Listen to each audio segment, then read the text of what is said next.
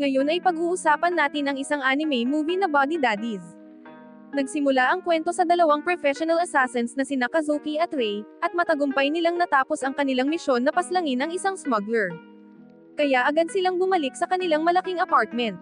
Sa kanilang pang-araw-araw na buhay, si Kazuki ang nag-aasikaso ng lahat ng gawaing bahay, habang si Rei ay naglalaro lang ng video games. Sa kanilang trabaho bilang assassins, si Kazuki ang mastermind na nagplaplano ng lahat, habang si Rei ang executor. Ngayon, binigyan na sila ng kasunod na misyon, gayon na rin ang bayad para sa kanilang nakaraang misyon. Ang kanilang susunod na target ay isang human trafficker na naka-check-in sa isang hotel. Habang ipinaliliwanag ni Kazuki ang kanyang plano, isang batang babae na si Miri ang lumabas mula sa tren at tumakbo sa buong lungsod.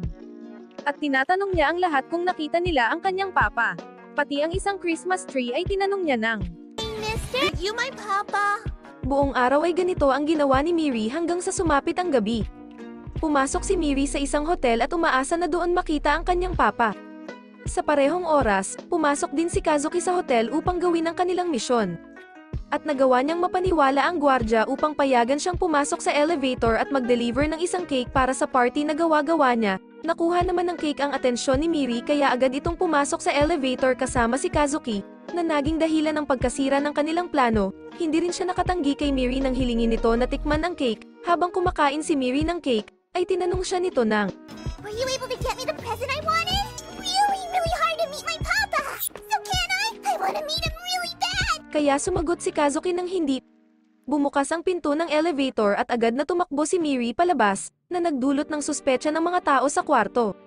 Kaya napilitan si Rei na barilin ang mga bodyguard mula sa kanyang pagtatago sa ilalim ng kariton ng cake. Habang hinahabol ni Kazuki si Miri upang pigilan ito na magdulot pa ng mas maraming gulo. Tumakbo si Rei pababa ng hallway upang patayin ang iba pang mga gwardya. Matapos mapatamba ang mga gwardya, pumasok si Rei, Kazuki, at Miri sa isang Christmas party, na naging dahilan ng pagkatakot ng mga bisita, kaya nagkagulo ang mga ito at tumakbo. Dumiretso naman si Rei sa leader ng human trafficking upang tapusin ang kanilang misyon. Nawala naman sa paningin ni Kazuki si Miri dahil sa kaguluhan, ngunit bigla itong lumitaw sa tabi ng kanilang target. Tinatanong ni Miri ang target kung siya ang kanyang papa, ngunit ginamit ng lalaki ang pagkakataong ito at ginawang hostage si Miri. Nakita naman ito ni Kazuki kaya agad siyang tumakbo upang iligtas si Miri. Tinanggal niya ang kanyang costume at nagpakilala bilang papa ng bata. Inutusan niya si Miri na tumalon papunta sa kanya, at nang makuha ni Kazuki si Miri ay agad na binaril ni Rei ang target, at tumakas sa pamamagitan ng pagdaan sa bintana ng hotel. Matapos ang kanilang misyon, dinala ni Kazuki at Rei si Miri sa kanilang apartment. Doon nila natuklasan ang mga litrato sa bag ni Miri na nagpapakita na ang pinatay nilang target ang tunay na papa nito. May nakita rin silang sulat galing sa ina ni Miri, at galit ito sa papa niya dahil sa pag-iwan nito sa kanila, at nais niyang ang ama naman niya ang mag-alaga kay Miri. Ngunit ngayon napatay na ang papa ni Miri, naisip nilang ibalik ito sa kanyang ina. Subalit hindi alam ni Miri kung saan sila nakatira dahil sa kanyang murang edad. Dahil dito ay iniwan nila si Miri sa kanilang apartment para kumbinsihin si Kyutaro na mag-research tungkol sa mga girlfriend ng kanilang target. At umaasa na makikita nila ang ina ni Miri nang hindi sinasabi kay Kyutaro ang sitwasyon na kinaharap nila dahil kay Miri. Nagalit naman ito dahil hindi naging maganda ang nangyari sa Christmas party mission na ginawa nila. Sa kabila nito ay natanggap pa rin nila ang kanilang kasunod na misyon. Pagkaalis nila ay may pumasok na isang lalaki na nagngangalang Ogino, at humiling na abisuhan siya tungkol sa mga darating pang mission. Pagbalik sa apartment, natagpuan nilang magulo ang bahay, at napagtanto nila na naglalaro lang pala si Miri ng tago-taguan. Habang kumakain, binasa ni Kazuki ang tungkol sa kanilang susunod na target, isang drug kingpin na nakatira sa mansion na may mahigpit na mga bantay. Habang nag-uusap tungkol sa kanilang plano, inasar ni Miri si Kazuki tungkol sa niluto nito at tumakbo ito sa hallway upang makipaglaro ng tago-taguan. Matapos may handa lahat ng kailangan nila para sa misyon, nag-prepare na sina Rei at Kazuki para umalis ngunit wala silang ideya kung ano ang gagawin kay Miri. Sinubukan ni Kazuki na libangin si Miri gamit ang maraming snacks, ngunit umiyak ito ng malakas na kumuha ng atensyon ng kanilang mga kapitbahay. Kaya't naisipan nilang dalhin siya at iwan sa van. Plano nila na maghihintay si Rei sa likod ng bahay, habang si Kazuki ay magpapanggap na repairman ng security system upang makuha ang target. Gayunpaman, nang papasok na si Kazuki, Bigla namang pinindot ni Miri ang busina at sinabing kailangan niyang umihi, pero pinilit niya itong pigilan para magpatuloy sa kanilang misyon. Habang naglalagay ng explosive si Kazuki sa mansyon, nag-doorbell naman si Miri at tinanong ang isang henchman kung pwede siyang gumamit ng banyo. Pinapasok siya nito, ngunit nakita niya si Kazuki kaya nakuha nito ang atensyon ng mga bantay. Hinabol ng henchman si Kazuki, at sinundan naman ni Kazuki si Miri nang tumakbo ito upang magumpisang maglaro ng tagu-taguan. Tumakbo si Miri papasok sa kwarto ng target na napapalibutan ng mga security. Nawalan na ng pag-asa si Kazuki na makalabas doon, ngunit unti-unting nagtumbahan ang mga henchmen, at makikita natin si Rei na nagpapaputok mula sa backyard. Pinrotektahan ni Kazuki si Miri at tumakas sila, habang si Rei ay nakikipagbarilan sa mga security. Nagawa nilang makatakas gamit ang isang speedboat. Pinagsabihan naman ni Kazuki si Miri dahil sa pagkasira ng misyon. Sinisante sila ni Kyutaro mula sa misyon, pero ibinalita nito sa kanila na natukoy niya ang isang babae na malamang nakasintahan ng kanilang nakaraang target. At iniisip nila na maaaring ito ang ina ni Miri, samantala, nagtagumpay naman si Ogino sa pagpatay sa drug kingpin at sa kanyang mga alagad. Kinabukasan, nagkaroon ng masamang panaginip si Rei at nagising siya nang lumundag si Miri sa kanya. Habang nag-aalmusal, umakyat si Miri sa kandungan ni Kazuki. Kaya pinakita niya kay Miri ang ilang saging at tinanong kung gusto niya ito, upang bumaba ito at matapos niya ang kanyang pagkain. Pagkatapos nito, pinuntahan ni Kazuki si Kyotaro, at ibinigay nito ang address ng ina ni Miri, at nagpahiwatig na alam niya ang tungkol kay Miri nang hindi ito direkta binabanggit. Sa park, naalala nila Kazuki at Rei ang mga childhood memories nila habang nag-uusap tungkol kay Miri. Ibinunyag ni Kazuki na hindi niya kailanman nakilala ang kanyang mga magulang, kaya niya tinahak ang landas na ito. Samantalang si Rei naman ay tila may masamang relasyon sa kanyang mga magulang. Kinagabihan, hinanap ni Miri si Rei at natagpuan niya itong natutulog sa bathtub. Kaya gusto ni Miri na matulog kasama ito, upang subukan itong pasayahin. Ngunit hindi ganito ang personality ni Rei kaya iniwan niya si Miri sa tub nang makatulog na ito. Kinabukasan, dinala ni Kazuki at Rei si Miri sa kanyang ina. Pumunta muna si Kazuki sa workplace ng ina ni Miri upang makausap ito, kaya naiwan si Rei at Miri sa kotse. Sa loob, nakita niya itong nagpa-practice nang biglang sinugod siya ng boyfriend nito, na siya ring bar manager. Kaya binigyan ito ni Kazuki ng isang matinding uppercut kaya agad na umalis ang lalaki. Nagalit naman ang ina ni Miri sa ginawa ni Kazuki, sa kabila nito ay ginamat pa rin niya ang sugat na natamo ni Kazuki. Samantala, pinilit ni Miri si Rei na dalhin siya sa isang malapit na park at makipaglaro sa kanya. Tinanong niya ito kung bakit palagi niyang tinatawag na papa si Kazuki kahit hindi ito ang kanyang tunay na ama. Ngunit sinagot niya na ang papa ay ang taong nagliligtas sa iyo kapag ikaw ay nasa panganib. Dahil dito ay naalala ni Rei ang kanyang ama na pinalaki siya sa kalupitan at nagturo sa kanya na makipaglaban at pumatay. Dahil sa pag-alala niya sa pangyayari sa kanyang kabataan, di niya namalayan na nawawala na si Miri. Sa bar, hindi alam ng ina ni Miri kung ano nang gagawin niya sa magulo niyang buhay. Sinisisi naman niya si Miri kaya naging miserable ang buhay niya, at tumatanggi rin ito sa responsibilidad niya kay Miri. Kaya't galit na umalis si Kazuki, dahil hindi niya matanggap na may magulang na kayang kamuhian ang kanyang sariling anak. Habang naghahanap, nakita ni Rei si Miri na kausap ang dalawang pulis at kinonsider si Miri na nawawalang bata, kaya naisipan niyang iwan na lang ito. Subalit nang umiyak si Miri, napagpasyahan niyang maging mas mabuting tao kaysa sa kanyang sariling ama at kinuha niya si Miri, at nagpakilala bilang papa nito. Nang pabalik na sa sasakyan, nakasalubong nila si Kazuki, kaya tinanong siya ni Rei kung ano na ang plano nila, at sinabi ni Kazuki na sa kanila natitira si Miri. Kinabukasan, sinubukan ni Miri na tumulong sa mga gawaing bahay tulad ng paglilinis at pagdidilig ng mga halaman, ngunit nagiging mas magulo lang ang lahat. Kaya dinala na lang ni Kazuki at Rei si Miri sa park. Nakakita naman sila ng daycare van, na nagbigay sa kanila ng ideya na i-enroll si Miri sa daycare para makapagtrabaho sila nang hindi naaabala. Tumawag sila sa malalapit na schools, ngunit wala sa mga ito ang tumatanggap ng bagong student.